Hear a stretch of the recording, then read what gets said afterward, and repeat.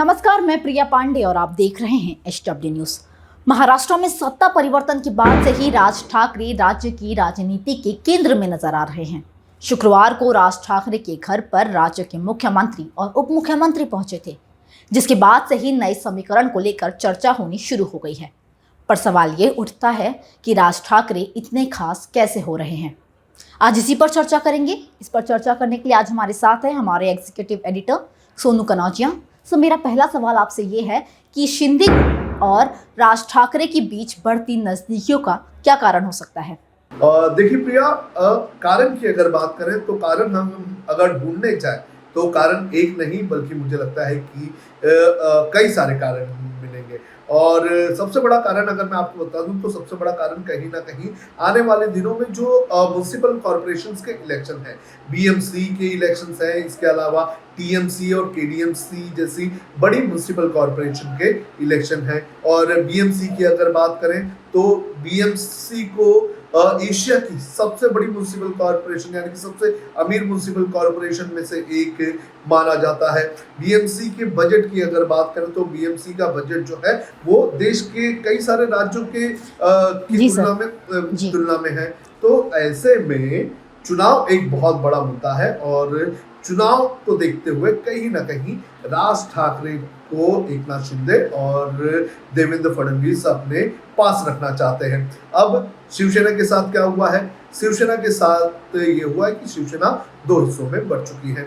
एकनाथ शिंदे कहीं ना कहीं अपने समर्थकों को अपने साथ रखने में कामयाब है, लेकिन उद्धव ठाकरे के समर्थक जो हैं, जो बाला साहेब ठाकरे से ड्राइव होकर आते हैं, जो बाला साहेब ठाकरे की सोच और जो बाला साहेब ठाकरे की विचारधारा रखते हैं, तो ऐसे जो वोटर्स हैं, ऐसे वोटर्स को कैसे जो है अपने पास लाया जाए और कैसे उन्हें खींचा जाए, ये कहीं ना कहीं एक बहुत बड़ा मुझे कारण लग रहा है। और राज ठाकरे के जरिए कहीं ना कहीं उन वोटर्स को जो है लाया जा सकता है जो बाला साहेब ठाकरे की विचारधारा वाले हैं, लेकिन वो उद्धव ठाकरे के पास है। और बीएमसी में अगर बीएमसी और ये जो म्युनिसिपल कॉर्पोरेशंस के इलेक्शंस होंगे, तो अगर इन इलेक्शंस के दौरान अगर एकनाथ शिंदे गुट और बीजेपी ने इन वोटर्स को राज ठाकरे के पास खींच लिया तो सीधे सीधे उद्धव ठाकरे ग्रुप की जो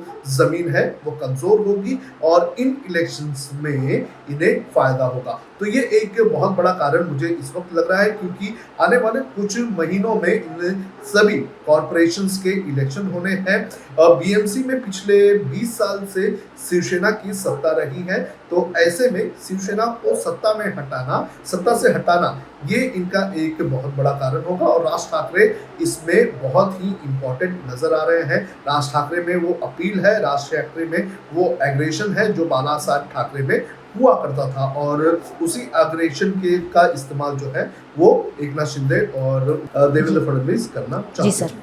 सर, जैसा कि आपने कहा, इसको लेकर एक और सवाल खड़ा उठता है कि कहीं ना कहीं उद्धव ठाकरे को अकेला करने का भी प्रयास शायद किया जा रहा है। इसको लेकर आप क्या कहेंगे? ये तो सबको दिख रहा है, ये जग जाहिर हो चुका है कि उद्धव ठाकरे अकेले पड़ गए हैं। हालांकि उद्धव ठाकरे के साथ ऐसा क्यों हुआ, इसके लिए उद्धव ठाकरे को मंथन करने की बेहद ज्यादा जरूरी है। उद्धव ठाकरे एक अच्छे सीएम जरूर साबित होते होंगे, लेकिन एक पार्टी चलाने में वो कामयाब नहीं हुए, जिसका उदाहरण हमने देखा। और जिस तरह से जो पूरी की पूरी पार्टी जो है टूट गई, एकनाथ शिंदे अलग हो गए, उससे पता चलता है कि उद्धव ठाकरे की जो लीडरशिप थी वो कहीं ना कहीं कमजोर थी। हालांकि सीएम की बात करें तो सीएम के मामले में वो कहीं ना कहीं अच्छे साबित हो रहे थे, लेकिन हाँ, इस वक्त की अगर बात करें तो उद्धव ठाकरे अकेले पड़ गए हैं। हालांकि उनके साथ कांग्रेस और एनसीपी जैसी पार्टी है, लेकिन ये सीजनल अलायंस है। मुझे नहीं लगता है कि ये अलायंस जो है वो ज्यादा दिन चलने वाला जैसा अलायंस है, क्योंकि अब जो शिवसेना के जो कोर वोटर्स हैं, जो शिवसेना की कोर विचारधारा रही है, वो हिंदुत्व की विचारधारा रही है और उसका सीधे सीधे अलाइनमेंट जो है वो बीजेपी के साथ होता है।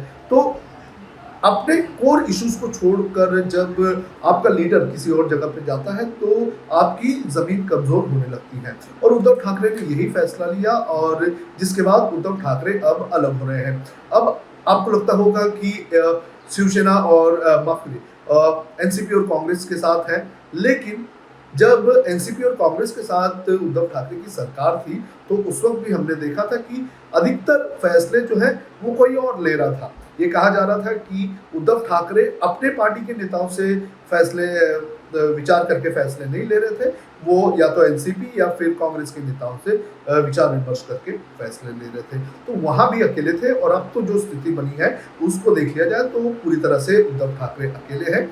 लेकिन हाँ, उद्धव ठाकरे हो सकता है कि पार्टी को रिवाइव करे। हमने एक छोटा सा एग्जाम्पल दशहरा रैली में देखा था, एक्सपेक्टेड नहीं थी लेकिन उतनी भीड़ आई और उन्होंने वो अपील जो बाला साहब ठाकरे एक तरह से करते थे उस तरह की अपील करते हुए वो नजर आए।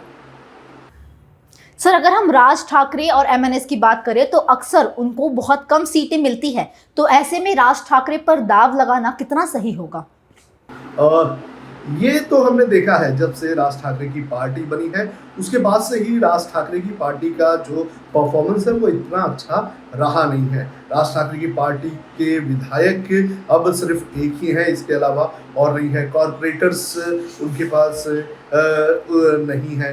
मतलब राज ठाकरे ने जब से पार्टी बना तब से उनकी पार्टी जो है वो कमजोर होती गई है, क्योंकि उन्होंने जो इश्यूज उठाए थे स्टार्ट में वो जो है वो बड़े वोट बैंक को जो है अपनी ओर आकर्षित करने वाला नहीं था। और मराठी मानुस का जो मुद्दा उठाया था वो मुद्दा भी शिवसेना का मुद्दा था। शिवसेना बाला साहब ठाकरे का जो मुद्दा था वो मुद्दा जो है वो उन्होंने उठाया था। उसके बाद उनका जो एग्रेशन है नॉर्थ इंडियंस के खिलाफ वो उनके खिलाफ गया और उसके बाद उनकी सीट जो है वो कम होती चली गई। अब उन्होंने हिंदुत्व का जो है मुद्दा उठाया है और हिंदुत्व की राजनीति वो कर रहे हैं। और मुझे लगता है कि राज ठाकरे जो है एक बहुत अच्छे ऑरेटर हैं। राज ठाकरे क्राउड पुल कर सकते हैं, राज ठाकरे लोगों को इकट्ठा कर सकते हैं।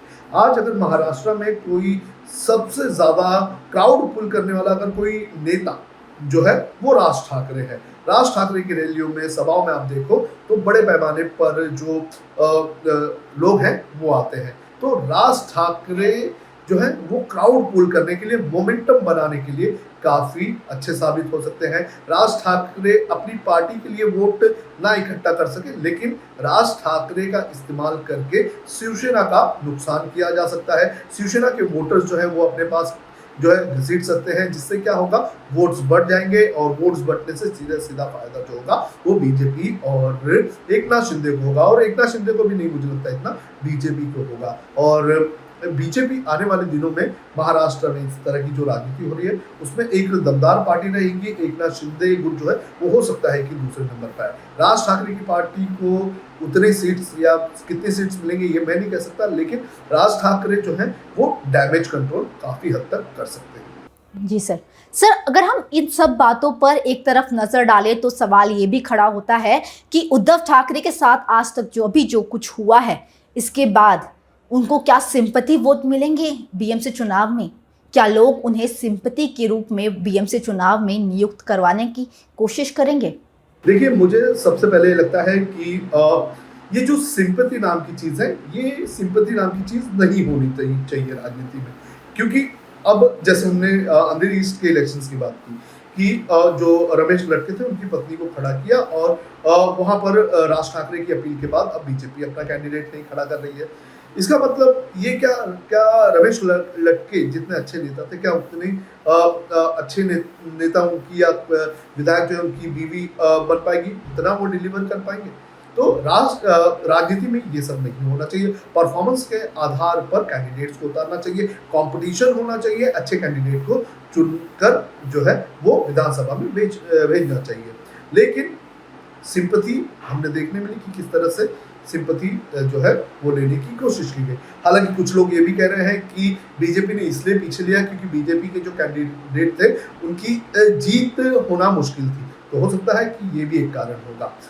अगर बात करें बीएमसी इलेक्शंस की तो मुझे लगता है कि हाँ, कुछ हद तक उद्धव ठाकरे को हो सकता है कि वहां पर शिव सैनिकों की और दूसरे जो लोग हैं उनकी सिंपैथी मिले, क्योंकि ये एक सत्ता परिवर्तन जो हुआ है ये बहुत बड़ा जो कूप एक तरह से बोलेंगे शिवसेना में वो हुआ है। इस तरह का कूप मुझे लगता नहीं है कि हाल ही के कई सालों में, यानी कि हम कुछ 1-2 दशकों की बात करें तो उतना बड़ा कूप नहीं हुआ है। समाजवादी पार्टी में हमने देखा था, लेकिन समाजवादी पार्टी कहीं न कहीं संभल गई, टूटी नहीं, अभी दोनों एक साथ है। लेकिन उद्धव ठाकरे की पार्टी जो है वो पूरी तरह से टूट गई। तो हो सकता है कि उद्धव ठाकरे को सिंपैथी मिले, क्योंकि ऐसा पोर्ट्रे भी हो रहा है कि उद्धव ठाकरे के साथ गलत किया गया है, उद्धव ठाकरे को धोखा दिया गया है।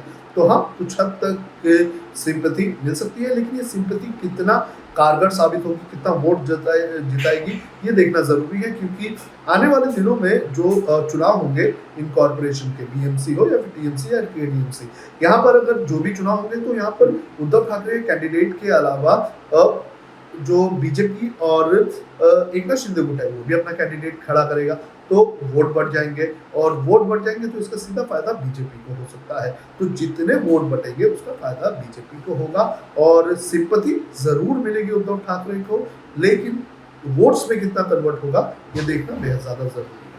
धन्यवाद सर, आपका बहुत ही महत्वपूर्ण समय देने के लिए। तो जैसा कि हम देख सकते हैं कि जो उद्धव ठाकरे हैं उन्हें उम्मीद है कि उन्हें सिंपैथी वोट मिल सकते हैं, लेकिन जो रिजल्ट होगा वो बीएमसी चुनावों में सामने आ जाएगा कि सच में लोग उन्हें सिंपैथी वोट देना चाहते हैं या नहीं। वो तो आने वाले इलेक्शन में हम देख सकेंगे। इस पूरे मामले को लेकर आपकी क्या राय है, हमें कॉमेंट सेक्शन में जरूर बताइएगा। धन्यवाद। अब खबरें पाइए सबसे पहले हमारे मोबाइल न्यूज एप्लीकेशन पर। एंड्रॉइड या iOS प्लेटफॉर्म पर जाइए, HW न्यूज नेटवर्क को सर्च कीजिए, डाउनलोड कीजिए और अपनी सुविधानुसार भाषा का चयन कीजिए। खबरों की भीड़ में अपने काम की खबर पाते रहिए।